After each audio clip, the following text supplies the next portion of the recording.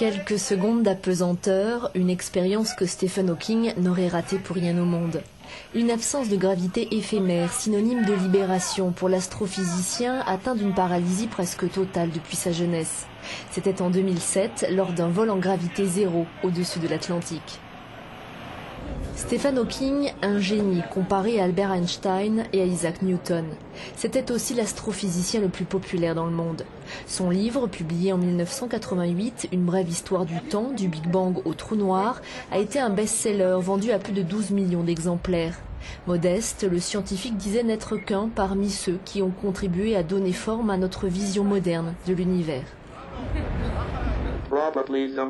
Ma contribution la plus significative et la plus connue est probablement ma découverte sur les trous noirs, qui ne sont pas totalement noirs, mais brillent comme des corps chauds.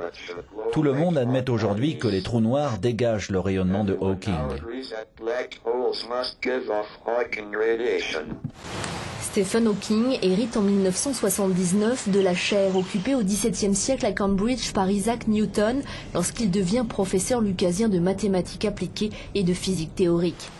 Atteint d'une maladie dégénérative paralysante, diagnostiquée à 21 ans, Hawking n'avait pas songé à pouvoir développer ses études, mais la maladie progresse lentement et il doit s'adapter. En 1985, il subit une trachéotomie qui le prive de sa voix, mais il continue à communiquer grâce à un synthétiseur vocal relié à un ordinateur.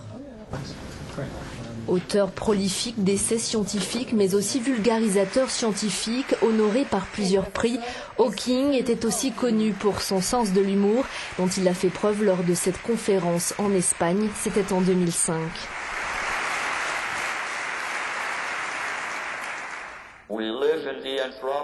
Nous vivons dans une région dans laquelle la vie humaine est possible. Mais je pense que nous aurions pu choisir un meilleur endroit. Pour celui qui a consacré sa vie à réconcilier la physique quantique et la théorie de la relativité, toujours en quête d'une théorie du tout, la présence des humains était le plus grand de tous les mystères de l'univers. Il ne manquait pas l'occasion de rappeler que seule la science peut sauver l'humanité. Je pense que la race humaine n'a pas d'avenir si elle ne va pas dans l'espace. Pour cette raison, je crois que les programmes spatiaux et les compagnies spatiales commerciales qui sont en train d'apparaître sont fondamentales pour permettre la propagation de l'espèce humaine au-delà de son lieu de naissance.